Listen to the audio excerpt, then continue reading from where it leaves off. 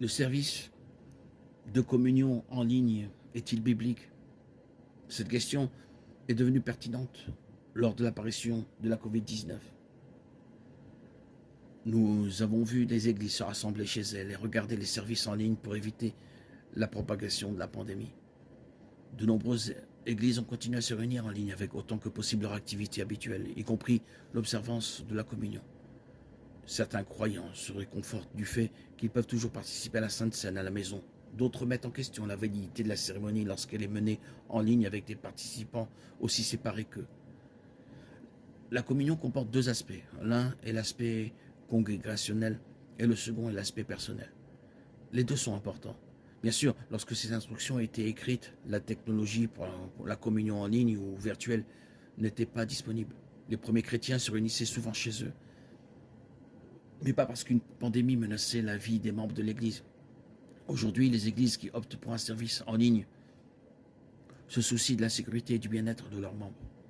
En organisant un service de communion en ligne, l'aspect personnel de la communion peut être pleinement satisfait. C'est l'aspect congrégationnel qui en souffre. Mais même dans un service de communion en ligne, il existe une connexion avec les autres membres de l'Église. Tout le monde participe en même temps et l'attention de chacun est portée sur le sacrifice du Christ. Les autres membres de l'Église peuvent être hors de vue, mais pas hors de l'esprit. Il peut toujours y avoir une concentration appropriée et une sorte de communion grâce à l'observance en ligne ou virtuelle de l'ordonnance. Ce n'est pas la situation idéale, mais c'est peut-être le mieux que certaines églises puissent faire en ce moment. Si l'on maintient l'introspection et la révérence pour le sacrifice du Seigneur, un service de communion en ligne peut être une méthode temporaire pour symboliser l'unité dans l'Église. Adorer Dieu par la communion ne concerne pas le bâtiment dans lequel nous nous trouvons, ni même les éléments particuliers utilisés pour la communion. Il s'agit plutôt de se souvenir de ce que Jésus a fait pour nous, lorsque son corps a été brisé et que son sang a été versé pour nos péchés. Il s'agit de Jésus, et nous devrions le garder à l'esprit, où que nous soyons. 1 Corinthiens 11, 17, 27 décrit les responsabilités de la congrégation. Lorsque nous nous réunissons pour célébrer la communion, ce n'est pas le moment de satisfaire notre propre faim. Nous avons des maisons pour le faire. Nous devons nous réunir sans division dans la congrégation.